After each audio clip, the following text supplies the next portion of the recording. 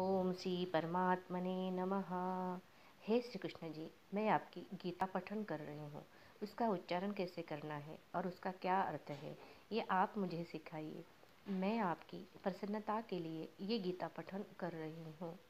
ओम श्री परमात्मने नमः।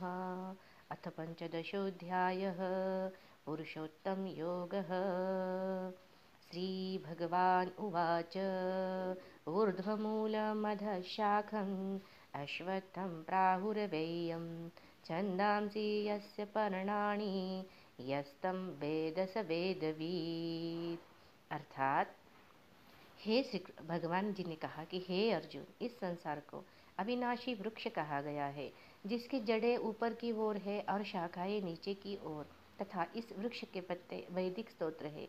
जो इस अविनाशी वृक्ष को जानता है वही वेदों का जानकार है।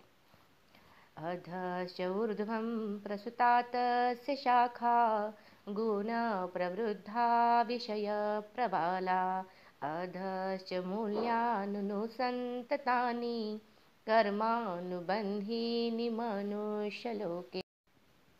इस संसार वृक्ष की समस्त योनियां रूपी शाखाएं नीचे की और ऊपर सभी ओर फैली हुई है। इस वृक्ष की शाखा है प्रकृति के 3 गुणों द्वारा अर्थात सत्व रज तम द्वारा विकसित होती है। इस वृक्ष की इंद्रिय विषय रूपी कौंपुल है। इस वृक्ष की जड़ों का विस्तार नीचे की ओर भी होता है और सकाम कर्म रूप से मनुष्य के लिए फल रूपी बंधन भी उत्पन्न करती है। न रूपमस्येह तथोपलभ्यते नान्तो न चादिर्न च सम्प्रतिष्ठा अश्वत्थमेनं सुविरूढमूलम् अशस्त्रसंगेन दृढ़ेन चित्वा। इस संसार रूपी वृक्ष के वास्तविक स्वरूप का अनुभव इस जगत में नहीं किया जा सकता, क्योंकि न तो इसका कोई आदि है, न ही इसका अंत है और न ही इसका कोई आधार है। अत्यंत दृढ़ता से स्थित इस वृक्ष की केवल वैराग्य रूपी हथियार से द्वारा काटा ही जा सकता है। तत्पदं तत्परिमार्गितव्यं यस्मिन् गता न निवर्तन्ति भूय तमेव चाद्यं पुरुषं प्रपद्ये यत् प्रवृत्ति प्रसृता पुराणी। वैराग्य रूपी हथियार से काटने के बाद मनुष्य को उस परम लक्ष्य परमात्मा के मार्ग की खोज करनी चाहिए। जिस मार्ग पर पहुंचा हुआ मनुष्य इस संसार में फिर कभी वापस नहीं लौटता है। फिर मनुष्य को उस परमात्मा के शरणागत होना चाहिए, जिस परमात्मा से इस आदि रहित संसार रूपी वृक्ष की उत्पत्ति और विस्तार होता है। निर्माण मोहाजित संग दोषा अध्यात्म नित्या विनिवृत्त कामा द्वन्द्वैर्विमुक्ता सुख दुःख सदने गच्छन्त्यमूढ़ा पदमव्ययं तत्। अर्थात जो मनुष्य मान प्रतिष्ठा और मोह से मुक्त है तथा जिसने सांसारिक विषयों में लिप्त मनुष्य की संगति को त्याग दिया है, जो निरंतर परमात्मा स्वरूप में स्थित रहता है, जिसकी सांसारिक कामनाएं पूर्ण रूप से समाप्त हो चुकी है, जिसका सुख दुख नाम का भेद समाप्त हो गया है, ऐसा मोह से मुक्त हुआ मनुष्य उस अविनाशी परम पद को प्राप्त करता है। न तद्भासयते सूर्यो न शशांको न पावकः यद्गत्वा न निवर्तन्ते तद्धाम परमं मम। अर्थात उस परम धाम को न तो सूर्य प्रकाशित करता है, न चंद्रमा प्रकाशित करता है और न ही अग्नि प्रकाशित करती है। जहाँ पहुँचकर कोई भी मनुष्य इस संसार में वापस नहीं आता है, वही मेरा परम धाम है, वही मेरा असली धाम है।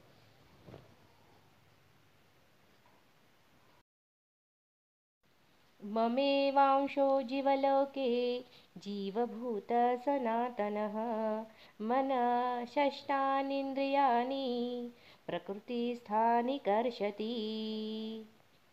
अर्थात हे अर्जुन, इस संसार में प्रत्येक शरीर में स्थित जीवात्मा मेरा ही सनातन अंश है, जो कि मन सहित छठों इंद्रियों के द्वारा प्रकृति के अधीन होकर कार्य करता है। शरीरं यदवाप्नोति यच्चाप्युत्क्रामतीश्वरः गृहीत्वेतानि संयाति वायुर्गंधानि वाशयात्। अर्थात शरीर का स्वामी जीवात्मा छह इंद्रियों के कार्यों को संस्कार रूप में ग्रहण करके एक शरीर का त्याग करके दूसरे शरीर में उसी प्रकार चला जाता है जिस प्रकार वायु गंध को लेकर एक स्थान से ग्रहण करके दूसरे स्थान में ले जाती है। श्रोत्रं चक्षुः स्पर्शनं च रसनं घ्राणमेव च अधिष्ठाय मनश्चायं विषयानुपसेवते। अर्थात श्रोत्र मतलब कान, अर्थात इस प्रकार दूसरे शरीर में स्थित होकर जीवात्मा कान, आँख, त्वचा, जीभ, नाक और मन की सहायता से ही विषयों का भोग करता है। उत्क्रामन्तं स्थितं वापि भुञ्जानं वा गुणान्वितं विमूढानानुपश्यन्ति पश्यन्ति ज्ञानचक्षुषः। अर्थात कि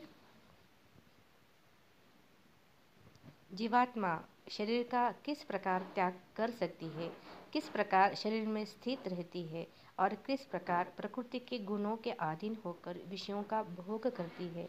मूर्ख मनुष्य भी कभी भी इस प्रक्रिया को नहीं देख पाता।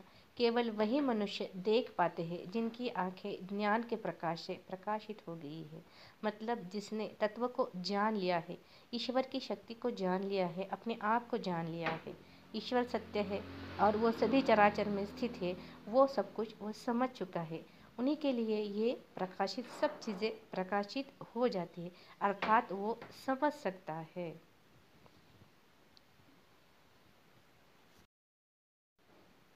यतन्तो योगिनश्चैनं पश्यन्त्यात्मन्यवस्थितं यतन्त्योऽप्यकृतात्मानो नैनं पश्यन्त्यचेतसः।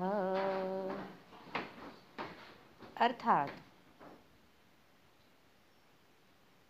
योग के अभ्यास में प्रयत्नशील मनुष्य ही अपने हृदय में स्थित इस आत्मा को देख सकते हैं, किंतु जो मनुष्य योग के अभ्यास में नहीं लगे हैं, ऐसे अज्ञानी प्रयत्न करते रहने पर भी इस आत्मा को नहीं देख पाते हैं।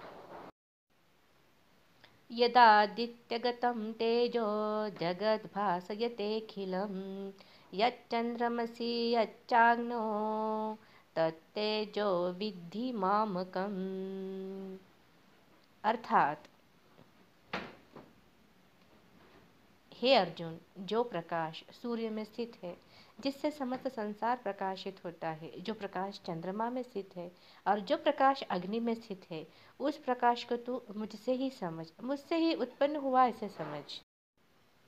अहम वैश्वानरो भूत्वा प्राणिनां देहमाश्रितः प्राणापानसमायुक्तः पचाम्यन्यं चतुर्विधम्। अर्थात मैं ही प्राण, अपान, व्यान, समान और उदान बन के, मैं ही पाचन अग्नि रूप अहम वैश्वानरो भूत्वा मतलब अग्नि के रूप में समस्त जीवों के शरीर में स्थित रहता हूँ, और मैं ही प्राण, अपान, व्यान, समान, उदान इन वायुओं को संतुलित रखते हुए चार प्रकार के जो अन्न होते हैं जो चबा कर हम खाते हैं, जो पीते हैं, जो चाट कर खाते हैं और जो चूस कर खाते हैं, इस प्रकार के चतुर्विध प्रकार के जो हम अन्न खाते हैं, प्रकार से खाते हैं, उन सब अन्न को मैं ही तो पचाता हूँ। सबके शरीर में वैश्वानर रूप अग्नि बन के मैं ही सब प्राण, अपान, वायु को मतलब प्राण से ग्रहण करना, अपान से उत्सर्जन करना, समान से उस अन्न को पचाना और उदान से व्यान से सभी शरीर में उस व्याप्त उस रस को पहुंचा देना, यही मैं करता।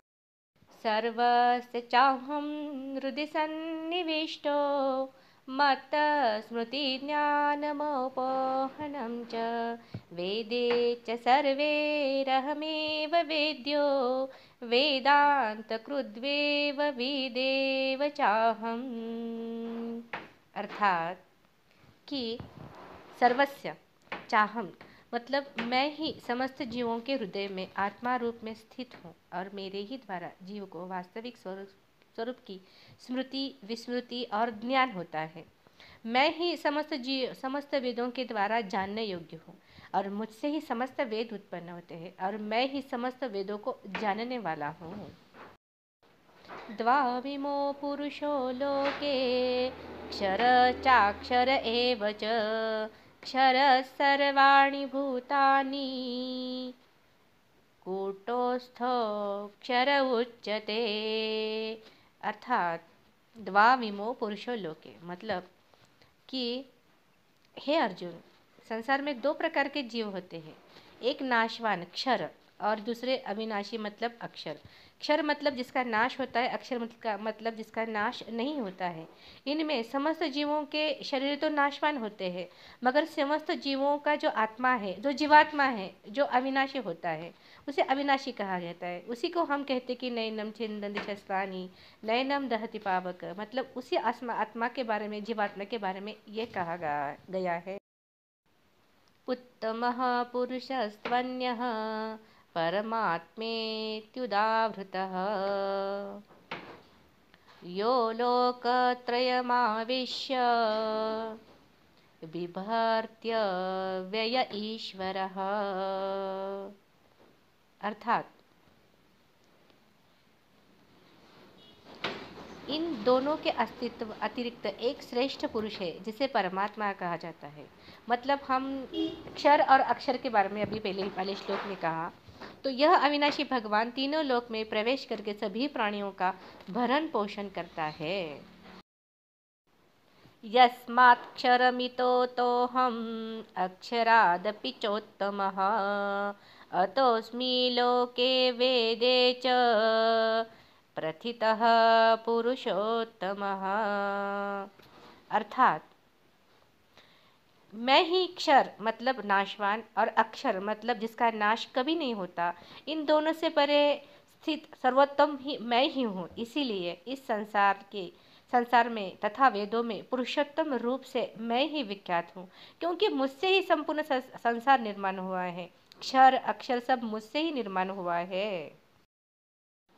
यो मामेव सम्मूढ़ो जानाति पुरुषोत्तमम् स सर्वविद् भजति मां सर्वभावेन भारतः। अर्थात जो हे भरतवंशी अर्जुन, जो मनुष्य इस प्रकार मुझको संशय रहित होकर भगवान रूप से जानता है, वह मनुष्य मुझे ही सब कुछ जानकर सभी प्रकार से मेरी ही भक्ति करता है। मतलब अव्यभिचारिणी भक्ति है। तेरे सिवा अन्य कोई नहीं, तू ही मेरा सब कुछ है, ये जान के जो बहुत शरणागत भाव से मेरी भक्ति करता है, उनके बारे में ये कहा गया है। इति गुह्यतमं शास्त्रम् इदमुक्तं मया नघः एतद्बुद्ध्वा बुद्धिमान्यः स्यात् कृतकृतश्च भारतः। अर्थात ये गुह्यतम मतलब हे निष्पाप अर्जुन, इस प्रकार यह शास्त्र अति गुह्यतम मतलब अतिशय गोपनीय से रहस्य से मेरे द्वारा मैंने अभी तुम्हें कहा है। हे भरतवंशी अर्जुन, जो मनुष्य इस परम ज्ञान को अच्छी प्रकार से समझ लेता है, वही बुद्धिमान हो जाता है और उसके सभी प्रयत्न पूर्ण हो जाते हैं। अर्थात वो पूर्ण काम हो जाता है। हरि ओम तत्सत्। ओम तत्सदिति श्रीमद्भगवद्गीतासु उपनिषत्सु ब्रह्मविद्यायां योगशास्त्रे श्रीकृष्णार्जुनसंवादे पुरुषोत्तमयोगो नाम पंचदशोऽध्यायः। हरि ओम तत्सत्। श्रीकृष्णार्पणमस्तु।